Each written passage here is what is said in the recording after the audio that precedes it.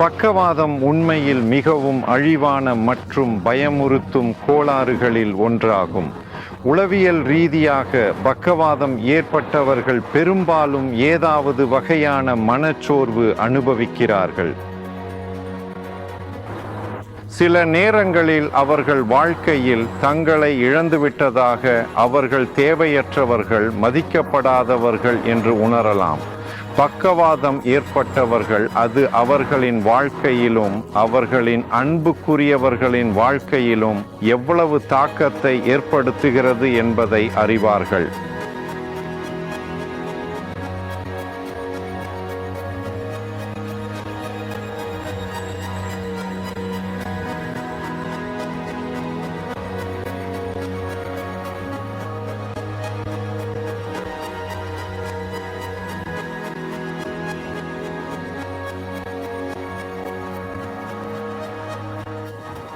பக்கவாதத்தை எதிர்க்க மிகவும் பயனுள்ள வழி அதை முற்றிலும் தவிர்ப்பதே ஆகும்.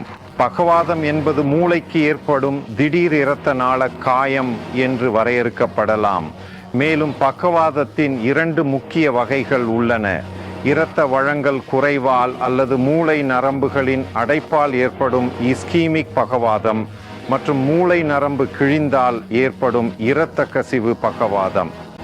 இரத்தம் மூளைக்குள் அல்லது மூளையின் சுற்றிலும் செல்லும் போது பெரும்பாலானவர்கள் பக்கவாதம் ஏற்படும் வாய்ப்பு எவ்வளவு பெரியது மற்றும் பக்கவாதத்தால் இறப்பது அல்லது ஊனமுற்றவராக மாறுவது எவ்வளவு உண்மையானது என்பதை உணரவில்லை.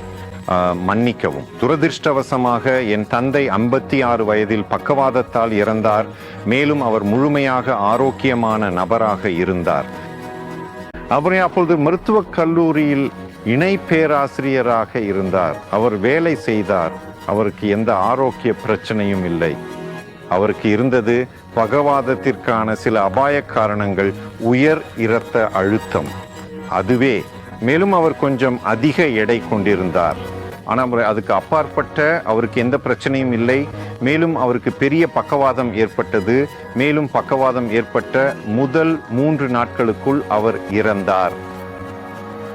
பக்கவாதத்திற்கான மிக முக்கியமான மாற்றக்கூடிய அபாய காரணங்கள் உயர் இரத்த அழுத்தம், புகைப்பிடித்தல், காய்கறிகள் மற்றும் பழங்கள் குறைவாகவும் உப்பும் கொழுப்பும் அதிகமாகவும் உள்ள உணவு, அதிக உடல் எடை, குறிப்பாக வயிற்று பெருக்கம், மோசமான கொழுப்பு மற்றும் உடல் இயக்கமின்மை ஆகும்.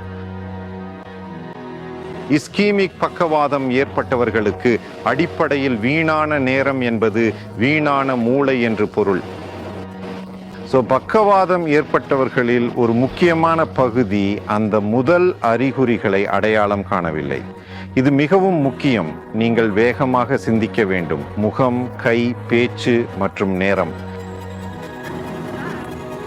எங்களுடைய ஆராய்ச்சி இதுவரை காட்டினது என்னன்னா,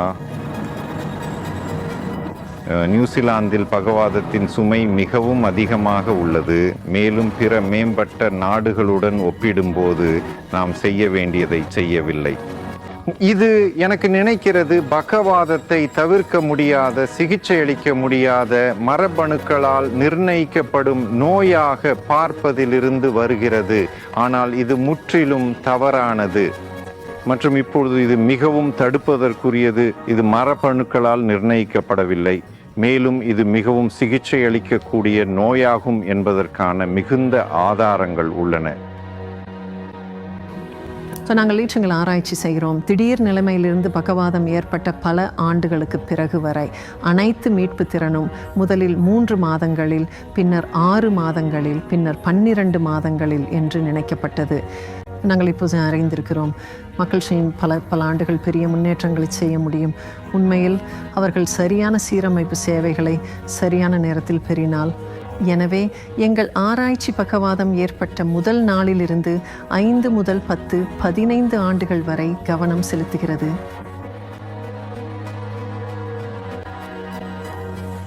மற்றும் ஏயூடியில் பக்கவாதம் காரணங்கள் மற்றும் திடீர் நிலைமைகளில் என்ன செய்ய வேண்டும் மற்றும் சீரமைப்பு ஆகியவற்றில் பெருமளவிலான ஆராய்ச்சி நடைபெற்று வருகிறது.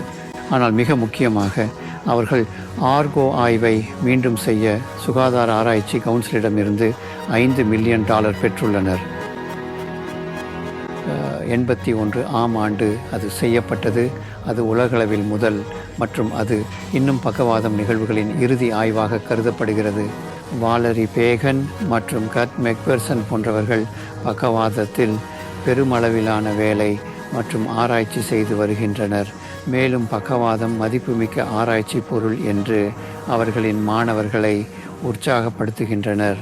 மற்றும் எங்கள் அனைத்து மருத்துவ ஆராய்ச்சியும் உண்மையான நோயாளிகளின் அடிப்படையில் ஆம். எனவே நாங்கள் நோயாளிகளுடன் பேசுகிறோம். அவர்களை நேர்காணல் செய்கிறோம், நாங்களுடைய அளவீடுகளை செய்கிறோம், நாங்கள் அவர்களை பின்தொடர்கிறோம், நாங்கள் முன்னர் சில தலையீடுகளை செய்கிறோம். இது மருத்துவ பணியாகும். நாங்கள் ஆய்வக பணிகளை செய்யவில்லை. நாம் என்ன செயல்படவில்லை என்று அறிந்திருப்பது பக்கவாத தடுப்பு, சிகிச்சை மற்றும் சீரமைப்பில் நம்மை பல்வேறு நிலைகளில் சிறப்பாக செய்ய ஊக்குவிக்க வேண்டும்.